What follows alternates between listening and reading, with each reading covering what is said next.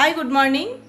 আজকে 8ই এপ্রিল, এখন সকালবেলা 9:30 বাজে। এই 9:30টার সময় তোমাদের সবাইকে আমার চ্যানেলে অনেক অনেক সুস্বাগতম জানিয়ে আমার আজকের ভিডিওটা শুরু করছি। সকালবেলা ঘুম থেকে উঠেছি, আমি 5:30টায় ঘুম থেকে উঠেছি। 6টা বাজার আগেই রান্না বসিয়ে দিয়েছি। রান্না করেছি ঘুগনি আর পরোটা। মেয়েকে টিফিন দিয়েছি, ওটাই রেডি হয়ে গেছে বরের জন্য। বর ওটা নিয়েই অফিস চলে যাবে, ওটা খেয়ে বর অফিস চলে যাবে। সব ঠিকঠাক করে স্বাভাবিক দিনটা চলছিল। এর মধ্যে আর যেহেতু অত সকাল সকাল রান্নাটা হয়ে গেছে, আমি ফ্রি। আমি মোবাইলটাও চেক করিনি, কিচ্ছু চেক করিনি। 9টা বাজার আগে, আজকে বরের খুব তাড়া আছে, 9টা বাজার আগে ও বাড়ি থেকে বেরোচ্ছে। হঠাৎ করে বেল, আমি ভেবেছি বোধহয় ডাস্টবিন কালেকশনে এসছে। তো দরজা খুলে দেখছি মেয়ে নিচের ওখান থেকে শুনতে পাচ্ছি। ওরা জিজ্ঞেস করছে যে হিয়া তুই এত তাড়াতাড়ি চলে এলি? হিয়া বলছে হ্যাঁ আমার বাস চলে এসছে, আর স্কুল থেকে মেসেজ করছে, কিন্তু আমার মা দেখেনি তো, তাই নিতে যায়নি। সত্যি আমি দেখিনি। ঠিক আছে, কোনো কারণে এসছে। তারপরে হিয়া যে কথাটা বললো, মানে এত মনটা খারাপ হয়ে গেল, কি বলবো। ওদের স্কুলের স্যার, সঞ্জীব স্যার, উনি মারা গেছেন। মানে এত লম্বা চওড়া মানুষ, মাথায় চুল কম, লম্বা চওড়া, সবসময় দেখে ওনাকে হেলদি মানুষই মনে হয়। উনার একটা মেয়ে বড়, আরেকটা মেয়ে জাস্ট 8-এ পড়ে হিয়াদের স্কুলে। মানে আমি 22 তারিখে স্কুলে বই আনতে গেছি, ওই দিনও আমার সঙ্গে ভদ্রলোকের দেখা হলো। ম্যাসিভ হার্ট অ্যাটাক, আজকেই সকালবেলা মারা গেছে। তাই বাচ্চাগুলোকে ফেরত পাঠিয়ে, মানে বড়দেরকে স্কুলে নিয়ে নেওয়া হয়ে গেছিল, তাই ওদেরকে ফেরত পাঠিয়ে দিল, আর ছোটদেরকে আজকাল স্কুলেই নিয়ে যায়নি। তাই মেয়ে বাড়ি ফিরে এলো, সেই আনন্দটা আর থাকলো না। যখন শুনলাম না যে স্যার মারা গেছে, হিয়া বলছে মাম আমরা না সবাই কেঁদে ফেলেছি। মানে গত সপ্তাহে উনি লাইব্রেরিয়ান ছিলেন, গত সপ্তাহে ওরা লাইব্রেরি ক্লাস করেছে, আর উনি আবার স্কুলের অ্যাডমিনিস্ট্রেশনও দেখতেন। কোনো কিছুর দরকার হলে মানে ওনার সঙ্গে কথা বলতো, তো বাসের প্রবলেম, বেতন, কিছু কোনো বিষয়ে ওনার সঙ্গেই কথা বলতো সবাই। যাকে কি আর করা যাবে, সকাল সকাল একটা খারাপ খবর পেলাম। আর দিনটা তো চলবেই, প্রত্যেকটা দিনই চলে, আজকের দিনটাও সেই একইভাবে চলবে। তো এখন মেয়ে স্কুল থেকে এসছে, আসার পরই স্কুল থেকে এসে স্কুলে যে টিফিনটা নিয়ে গেছিলো সেটা খেতে বসে গেছে। আমি বললাম আটা আগে খেয়ে নি। এই যে ড্রেস চেঞ্জ করে, এই যে ঘুগনি ও পরোটা খাওয়া হয়ে গেছে, ঘুগনি আর পরোটা নিয়ে গেছিল, ওটা খেয়ে নিল। তো বলেছি না, বললাম তো যে কেন ঘটনা, খারাপ সংবাদটা দিয়েছি। আর তুই একা তো বাড়ি আসিস নি, তুই গেছে, ভূমিকা গেছে, খালি তুই নিয়ে গেছে, বাকি কেউ নিয়ে গেছে? ওরা কোথা থেকে খবর পেয়েছে বলবো? অলিভিয়া ওরা আছে না, ওরা সকালে মানে যারা বেলা করে যায়, অলিভিয়া বেলায় যায় না, ওই যে দিত্যা, অলিভিয়া, ওরা ফোন করেছে, ওই জন্য ওরা জানতে পেরেছে। রিশাকে নিতে এসেছিল, নীলাঞ্জনা বাড়িতে থাকলো। ওই যে তানিশা, তানিশাকেও নিতে আসেনি কাউকে। আমি তো, হিয়া আমাকে বললো মা সুপ্রজা, এখন তো হিয়ার খুব মন খারাপ, সুপ্রজা, তারপরে ভূমিকা, তানিশা সবাই হয়ে গেছে বি সেকশন, একমাত্র হিয়া হচ্ছে একা এ সেকশন। সেই জন্য হিয়ার খুব মন খারাপ। ক্লাস মানে কিরকম হবে, বন্ধু ছুটে গেল। এখন ক্লাস টিচার এত ভালো, মন ভালো হয়ে গেছে। আর কি বললি? Red house. ও ব্লু হাউস ছিল এতদিন, এখন রেড হাউস। কিন্তু রেড হাউসের মেয়ে যাচ্ছে ব্লু টি শার্ট পরে। মানে কারোরই এখনো হাউস ড্রেস নতুন আসেনি, সবারই ওই পুরোনো হাউস ড্রেসই আছে। তো যেরকম রং সেরকম রং পরেই যাচ্ছে। তা আমি সুব্রজার মাকে ফোন করলাম যে তুমি, ওর কিছুই পরিবর্তন হয়নি, না সেকশন না হাউস। সুব্রজার মাকে ফোন করলাম, সবই তো আমরা একরকম না, অত মোবাইল দেখার সময় হয় না। সুব্রজার মা বলে হ্যাঁ ছুটি কেন, বললাম তো, বলছে আমি তো দেখিনি, তখনও ওর মেয়ে এসে পৌঁছায়নি। তো বলতে বলতেই আবার মেয়ে চলে এলো। তো এইভাবেই দিনটা কাটুক। চলো আমি ব্রেকফাস্টটা নিয়ে নিই। ব্রেকফাস্ট আর দেখানোর কি আছে, ব্রেকফাস্ট খেয়ে নি, পরে কথা বলবো। দুপুরে খাওয়া দাওয়া হয়ে গেছে। এই দেখো আমাদের মহারানী সোফায় উঠে বসে পড়েছে। হিয়া বললো একটু সর, আমাকে একটু বসার জায়গা দে, ঘাড় নেড়ে দিল, বললো নামবো না, যা তুই যত্রতত্র বস। দিদিও করতে বিছানায় চাপলো আর ওই যে বসে আছে। এই সোফা উঠলি কেন, নাম নিচে। ওই দেখ ওইদিকে যান। ছু ছু, যতই ভোলানোর চেষ্টা করা আমায়, আমি বলছি না ভাই। জীবের মধ্যে কালো একটা কি,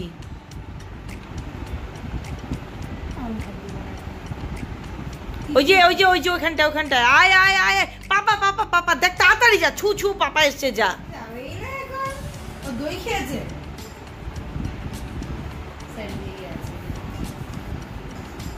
গরমের দিন দই তো একটু খেতেই হয়, তুই কি বুঝবি দিদি ভাই।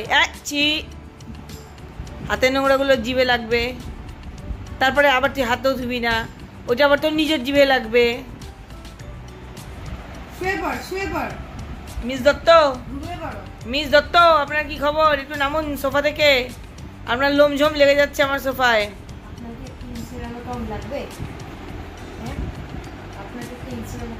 ওসবের আমার দরকার নেই রে, তুই পেছন দিয়ে তুই ওগুলো কর, আমি সুন্দরী, আমার ওসবের দরকার নেই। ইনস্টাগ্রাম প্লিজ এখানে যারা দেখছো আমার ইনস্টাগ্রাম গিয়ে ফ্লপ করো। এখানে যারা দেখছো প্লিজ গিয়ে আমার ইনস্টাগ্রামে আমাকে ফলো করো, আমার আইডি দা হিয়ার মতন। প্লিজ ফলো করো, ফ্লপ করো। নামবি কি রে? ঘুমিয়ে পড়ো। হ্যাঁ আমার বকছে না, আমার বকছে তো। হ্যাঁ আমার বকছে। এই আনন্দের ভাগ কারো হবে না। আজকে সোফার কভার গুলো তুললাম, আজকেই থেকে উঠতে হলো রে। মা আমাকে বারবার বিস্কুট বলে ধরে নিয়ে এলো, একটু বিস্কুট দিয়ে না রে।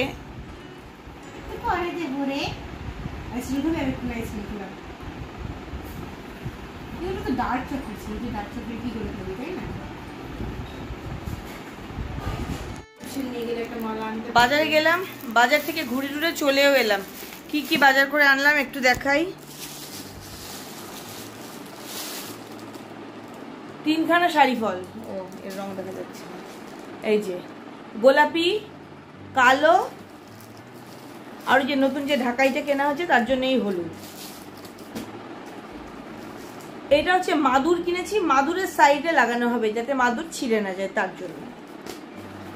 আর এই যে মেয়ের লাগবে এরকম নোটপ্যাড, স্টিকি নোটপ্যাড। এটাতে আমি বলছি এইটুকু কাগজ আর কি দাম মাগো, এটারও দাম 95 টাকা।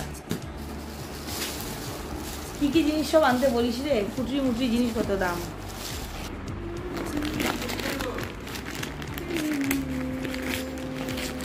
আমি এখনই তোমাকে আলু মটরশুঁটি তরকারি করে দিচ্ছি।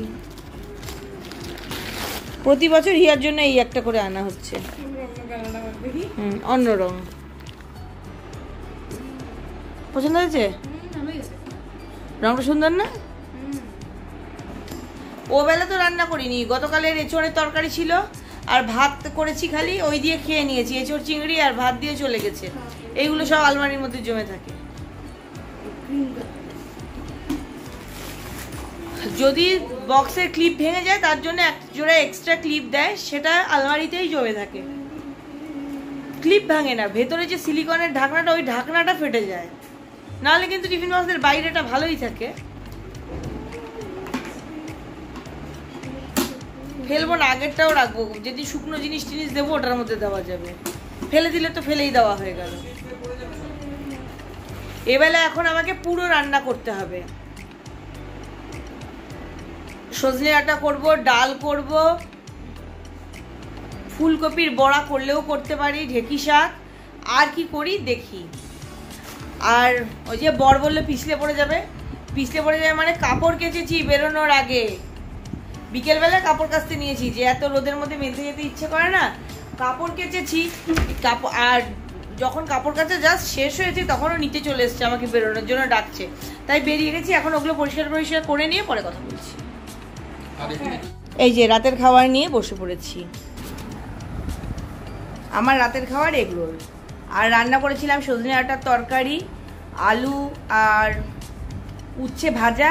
এইসব মানে একদম সাধারণ রান্নাই করেছিলাম। তা নিজের খাবার কিছু পাচ্ছিলাম না পছন্দ মতো।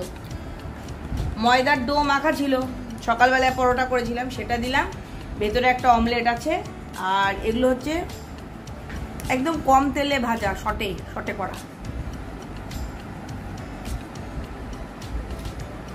আর ভেতরে আছে মেয়োনিজ আর হট অ্যান্ড সুইট সস। একটু খাবারটার মধ্যে এইসব মেশালেই খাবারটা টেস্টি হয়ে যায়।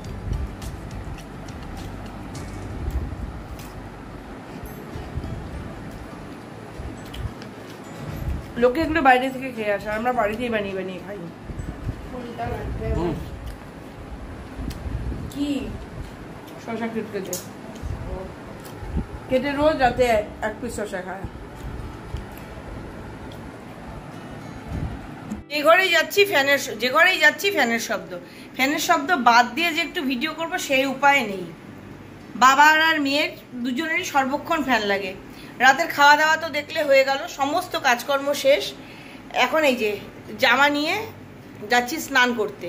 এই রাতে ঘুমানোর সময় স্নান করা বরাবরের অভ্যেস, শীতকালটাই করি না অবশ্যই।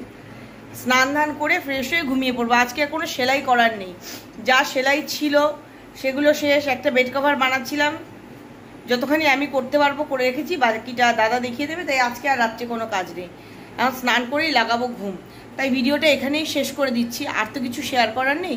যাওয়ার আগে যে কথাগুলো রোজ বলি আজও বলবো, সবসময় খুশি থাকতে হবে, সবসময় হাসতে হবে, আর সবসময় পজিটিভ থাকতে হবে আমার সঙ্গে, মানে ঝুম্পার সঙ্গে।